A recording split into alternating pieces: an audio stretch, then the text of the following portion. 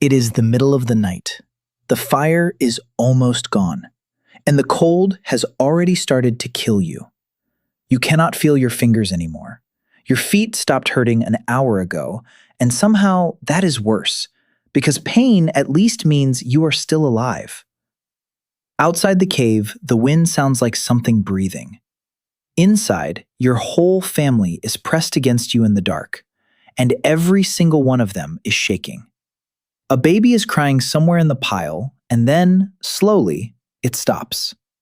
And you are afraid to look and see why. This is not a story about the distant past. This is exactly what every single one of your ancestors faced, night after night, for tens of thousands of years. The cold was not a season to them. It was a hunter that never stopped hunting. And to survive it, ancient humans did things that would horrify you. Things that were sometimes as deadly as the cold they were running from. But here is the strange part. One of the ways they stayed alive was so extreme that when scientists first found the evidence, they refused to believe their own eyes.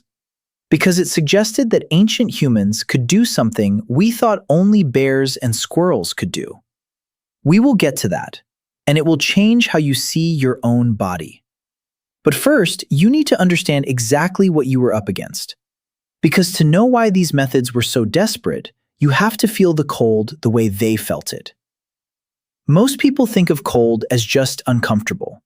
A bad morning, a forgotten jacket, a quick shiver on the way to a warm room. But real cold, the kind that ruled the Ice Age, does not just make you uncomfortable. It takes you apart, piece by piece. First, it steals the heat from your skin. Then your body panics and pulls all the warm blood inward to protect your heart and your brain. That is why frozen fingers and toes turn white and then black. Your body has already given up on them to save the parts that matter more. You are, quite literally, being sacrificed one piece at a time by your own survival system. Then something even stranger happens. As you get closer to death, your brain gets confused. Freezing people often feel a sudden, overwhelming wave of heat. They become convinced they are burning up. So they tear off their clothes. Rescuers have found people frozen to death in deep snow, almost naked, with their clothing folded neatly beside them. Scientists have a chilling name for it: paradoxical undressing. Think about that for a second. The cold does not just kill you, it tricks you into helping it finish the job. This was the enemy your ancestors faced with no houses, no heaters, and no thick fur of their own to protect them. So how on earth did they win? Before humans had a single tool, they already carried one weapon against the cold: their own body. When you start to get cold, something automatic kicks in. You begin to shiver. Most people think shivering is just a sign of being cold. It is actually something far cleverer than that. Shivering is your muscles firing over and over, on purpose, thousands of tiny movements, all to burn energy and produce heat. Your body is quite literally turning itself into a furnace without ever asking your permission. Newborn babies have an extra trick on top of that. They carry a special kind of fat whose only job is to burn itself to make warmth, fast, when a tiny body needs it most. So the fight against the cold did not begin with fire or fur or clever tools. It began inside the body, with a furnace older than fire itself. But shivering burns through your energy at a frightening speed. It can only save you for so long before your fuel runs out and the shivering stops. And when the shivering stops, you are almost out of time. So your ancestors needed help from the world around them, and fast. The first place they looked was the ground beneath their feet and the water all around them. Before we talk about fire, there is one enemy even sneakier than the cold: water. Most people assume the biggest danger in winter is the freezing air. They are wrong. The fastest way to die in the cold is to get wet. Wet skin loses heat many times faster than dry skin. One fall through thin ice, one soaked layer of clothing, and you could be dead before you ever reached shelter. But here is the cruel twist. You do not need a river to get wet. You can do it to yourself, just by working too hard. If you sweat inside your warm skins, that sweat soaks your clothing from the inside. Then, the moment you stop moving, that trapped sweat turns ice cold against your body. So ancient humans had to live by a rule that sounds insane. In the deadly cold, never let yourself sweat. They learned to move slowly, to open their furs to cool down before they got soaked, to manage their own bodies like a machine that could not be allowed to overheat. Getting warm was not the only goal. Staying dry was just as important and far harder than it sounds. Think about how strange that is. In the middle of the deadliest cold, one of your biggest dangers was your own sweat betraying you. But even a perfectly dry human freezes without one thing, and keeping that one thing alive was a nightmare all on its own. The first real weapon against the cold was obvious: fire. But here is what almost nobody tells you about fire. For most of human history, people could not simply make it whenever they wanted. Striking a spark is hard. Doing it with frozen hands, in the wind, when you were already half dead, is nearly impossible. So they did not make fire fresh every night. They kept it alive. A single flame, carried and guarded, sometimes for weeks or even months. When a group had to travel, they carried the fire with them. They tucked glowing embers into containers packed with dry moss or bark or a slow-burning fungus that could smolder for hours. That little box of embers was the most valuable thing they owned. More valuable than any tool. More valuable than food. Because you can find more food, but a lost fire could cost you everything. And guarding it created what may be the most terrifying job in human history: the firekeeper. One person, often awake through the whole freezing night, whose only task was to make sure the flame did not go out. Because if it died, they might not get it back. And if they could not get it back, the entire group could be dead within days. Imagine being that person. Everyone you love is asleep, trusting you completely. The wind keeps trying to snuff out the light. You are exhausted and freezing, and if you fall asleep for too long, your family might never wake up warm again. That is not a chore. That is holding every life you know in your hands, balanced on a single flame. In many groups, keeping the fire may have been the most respected job of all, because the person who held the flame held the whole future of the tribe. But that same fire, the thing they trusted with their lives, hid a killer inside it. One that could take a whole family in a single night, silently, without ever waking them. To get the most warmth from a fire, humans brought it inside, into caves, into tents, into small, closed spaces where the precious heat could not escape. And that is exactly where fire turned deadly. A fire burning in a closed space eats the clean air and fills the room with smoke and an invisible, silent gas. You cannot see it. You cannot smell it. You cannot taste it. It just makes you feel warm and heavy and sleepy. And then you simply never wake up. Scientists have studied the remains of ancient humans and found their lungs stained black with soot. Not from any disease, from breathing thick smoke every single night of their lives. The same fire that saved them from freezing was slowly poisoning them from the inside out. So every night, they faced a brutal choice between two different deaths. Freeze in the clean, cold air, or slowly choke on the warm, smoky one. Most of us never think about that trade. For them, every warm night was also a small dose of poison, taken on purpose because the other option was worse. And even then, the fire could only warm the people closest to it. The safest, warmest spot of all was somewhere else entirely. But it was already taken. A deep cave is one of the best shelters in a frozen world. Far from the entrance, the air stays steady and calm, protected from the killing wind outside. It is the perfect place to survive the winter, which is exactly the problem. Because humans were not the only ones who knew it. The same warm caves were wanted by enormous cave bears, taller than a person when they stood up. By packs of cave hyenas that could crush bone. by big cats built for killing. So the warmest, safest shelter in the whole landscape was also the most dangerous place you could possibly walk into. To claim a cave, humans sometimes had to fight for it, or wait for a giant predator to leave and pray it did not come back while they slept. Picture that. You are freezing, and there is a warm cave right in front of you. But you can smell something in the dark inside it. Something big, something breathing. Do you risk the cold outside or the monster within? For your ancestors, warmth and death often lived in the exact same place. And getting warm meant being brave enough to take it from something with claws. Sometimes they won those caves. And deep inside, on the same walls where they slept, they left paintings of the very beasts they had fought for that shelter. Those famous cave paintings we admire today were not made in an art studio.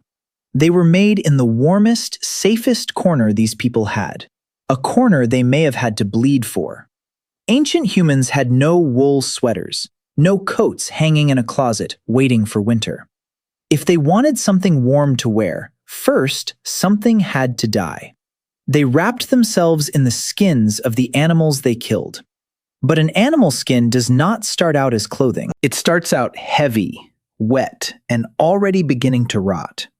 In the killing cold, sometimes there was no time to clean it or scrape it or dry it properly. So people wore hides that were still greasy, still bloody, still warm from the animal that had died only moments before. The smell alone would have made you sick, but warmth mattered more than comfort, and far more than dignity. And over thousands of years, they got shockingly good at turning death into clothing.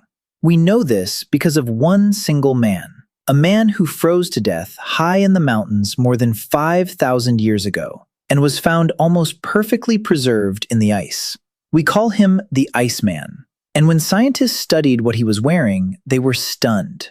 He was not draped in one rough animal skin like a cartoon caveman. He was wearing a system, careful layers made from at least 5 different kinds of animal, a coat of stitched hides, leggings tied to a belt, a thick cap of bear fur, shoes stuffed with dry grass for insulation, like a built-in sock.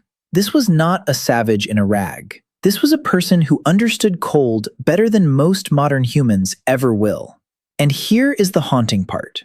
All of that skill, all of that clever layered clothing, and the cold still reached in and killed him. That is how powerful this enemy was. Even the experts died. And the Iceman is not some rare exception. He is a frozen photograph of what every ancient human had to be. A master of warmth, thinking about heat with almost every choice they made, every single day of their lives. If you are already feeling what it was like to fight for warmth the way they did, subscribe right now. Because the next discovery is one most people have never heard of, and it may be the single reason our kind of human survived at all, while another kind vanished forever. Here's a question that sounds too simple to matter. What is the difference between a skin thrown over your shoulders and a coat that actually fits? The answer is life and death.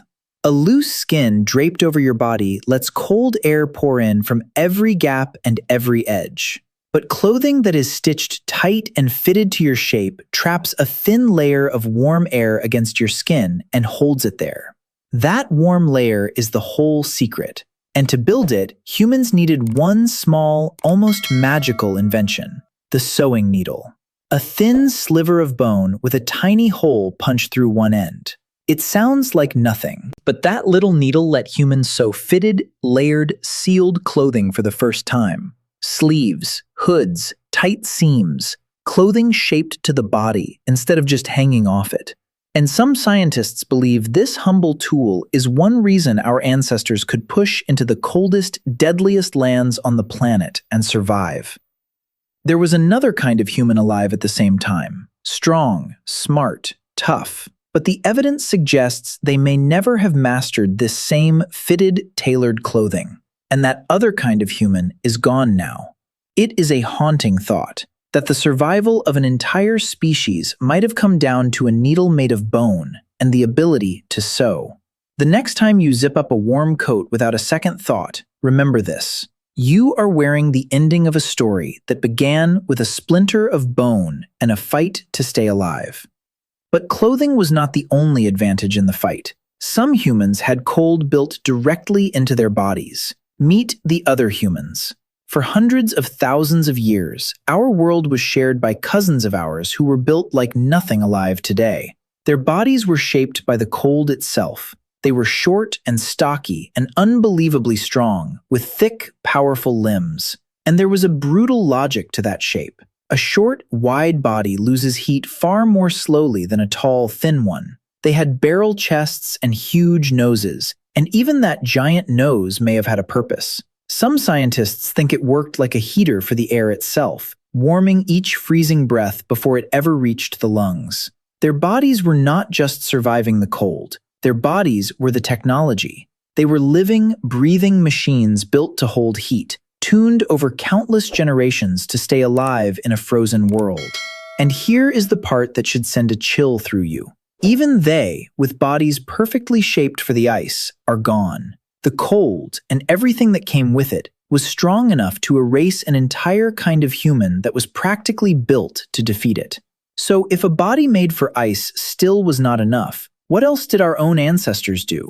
They turned their food into fire. Clothing keeps warmth in from the outside, but ancient humans found a way to fight the cold from right up against the skin, too. They coated their bodies in fat, not a light touch, a thick, greasy layer of rendered animal fat smeared straight onto bare skin.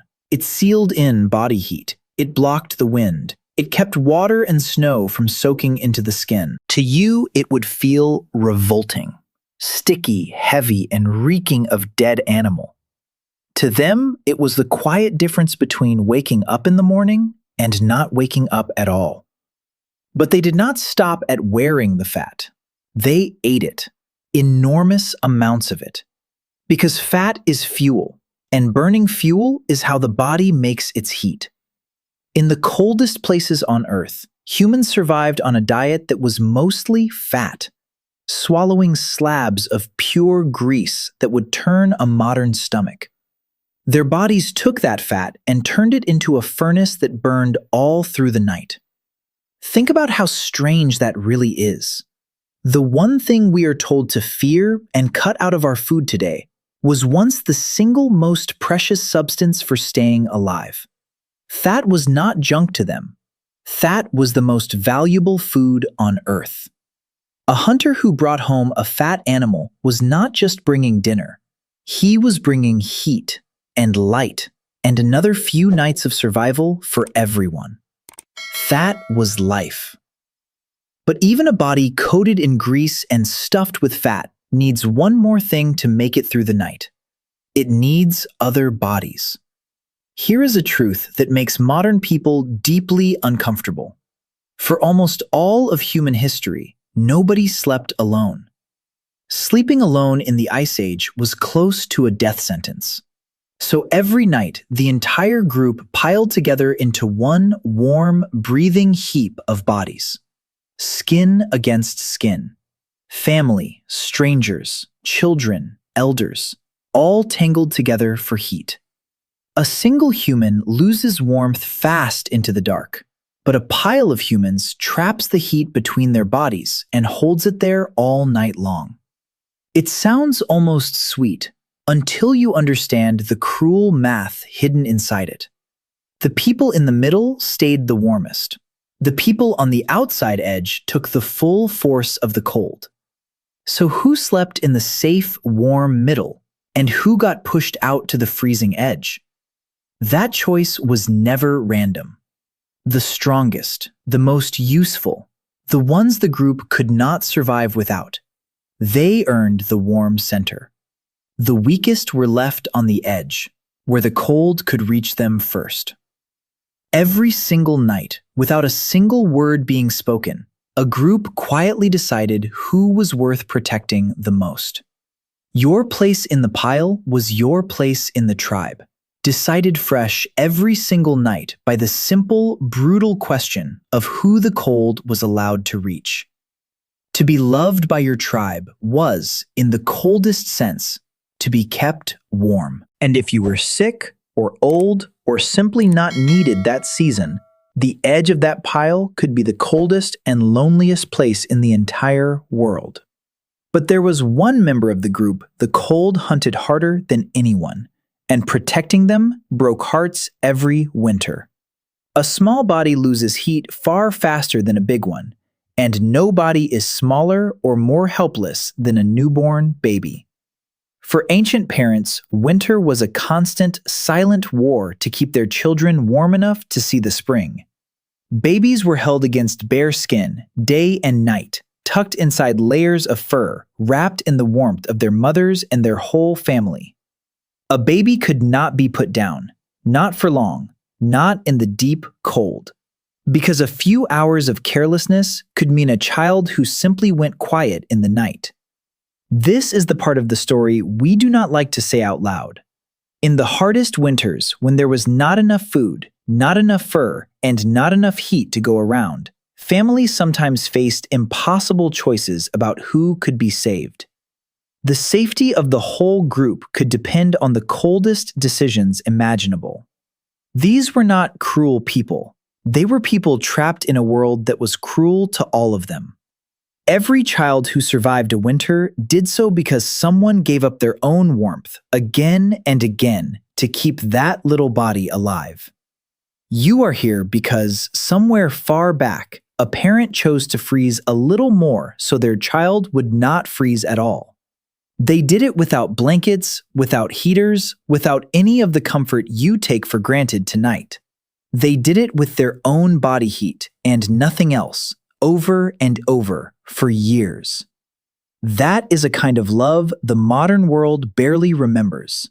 But humans found one more warm body to add to the pile, and it was not human at all.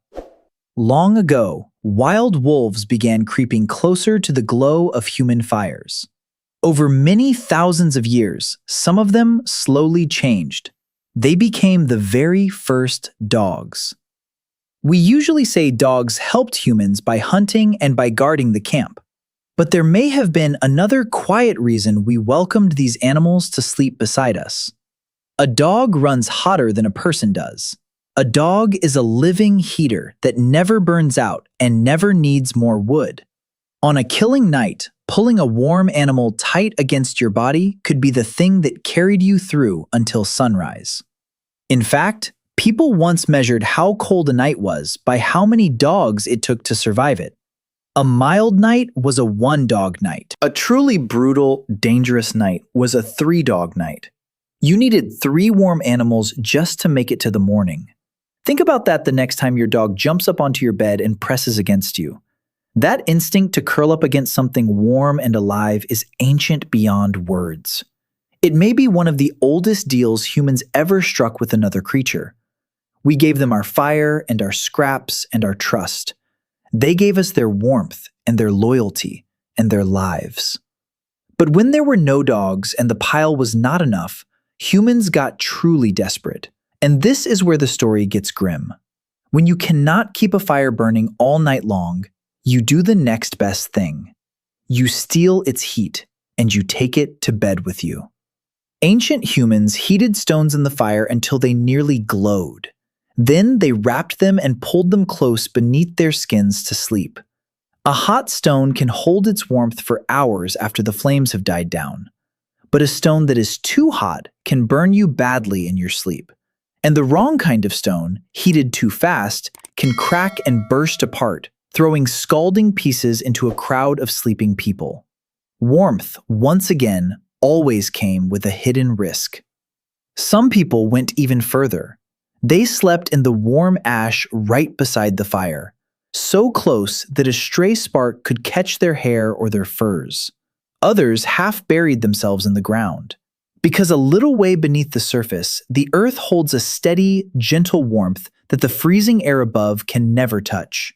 So they dug in like animals, pulling soil over their bodies to trap whatever heat the ground would give them. Imagine lying down each night and dragging cold, dark dirt across your own body, just to survive until dawn. That was not madness. That was pure intelligence, dressed up as something horrifying.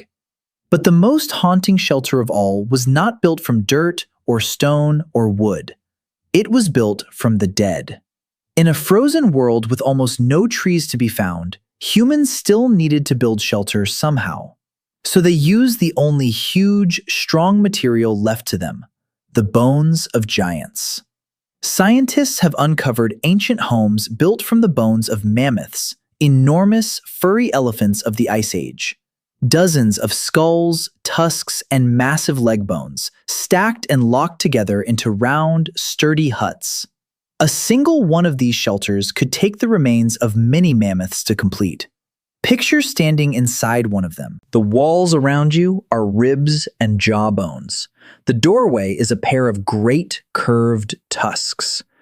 Outside, the wind screams across the ice, but inside, covered in hides and warmed by a small fire, you are alive.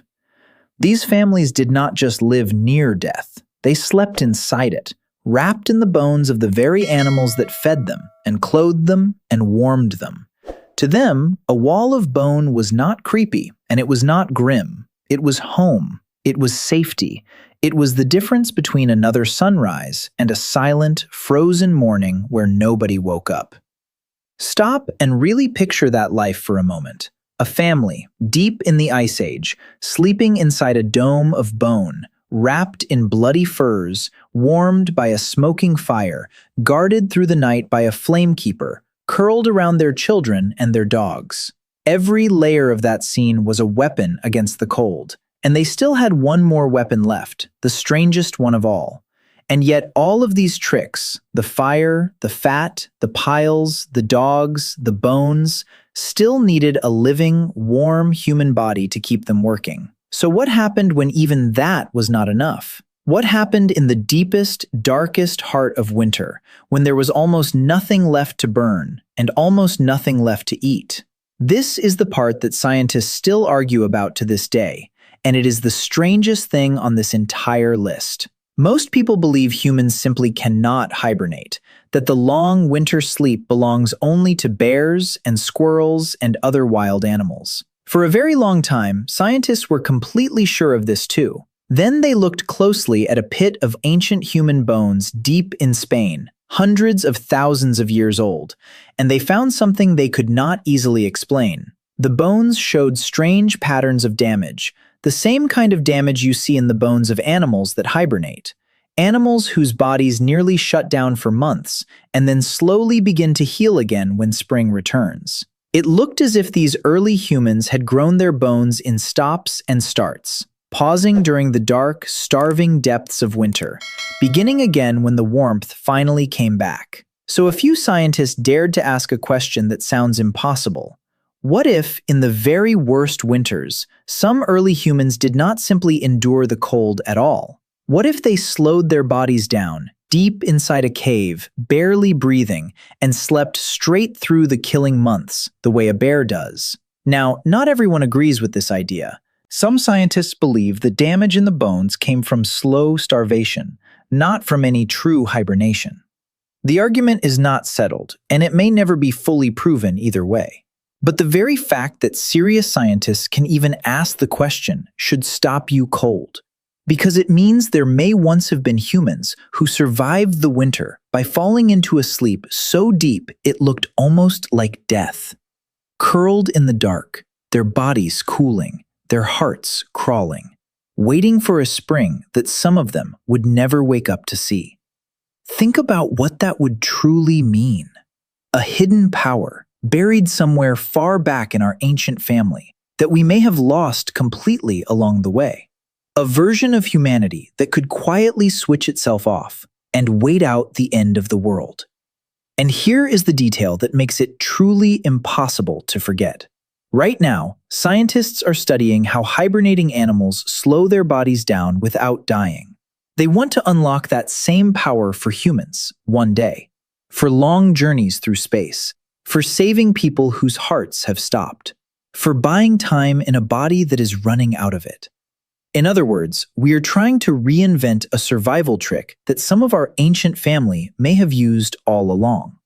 The deep winter sleep might not be something new we invent. It might be something old we are only just remembering. So why does any of this matter to you, sitting warm and safe, watching this right now? Because none of it ever truly left us. That desperate, ancient need for warmth is still buried deep inside your body. It is why you pull the blanket tighter the moment your feet start to get cold. It is why a group of people naturally drifts closer together the instant the temperature drops. It is why staring into a fire still quiets something deep inside you that words can never quite reach. That is not just a habit. That is a memory, written into you across 100,000 freezing nights. Every ancestor in your line survived a winter that should have killed them. They wore the dead. They ate pure fat.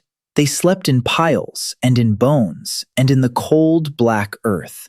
They guarded a single flame with their lives. And maybe, in the very worst of it, they slept like the bears and prayed for the spring. They smeared their skin in grease. They buried themselves in the earth. They pulled warm animals and warm bodies close and refused to let go. They fought a war against the cold that lasted longer than any war ever fought between people. And they won it, night after night after night. Every one of them was cold and frightened and refused to die. Not because they were fearless, but because someone was sleeping beside them who needed them to make it to the morning. And if even one of them had failed, on even one of those endless nights, you would not be here at all. So the next time the cold reaches for you, and something ancient in your chest quietly tells you to go and find warmth, listen to it. It is the oldest voice you carry, and it is the only reason you are still alive.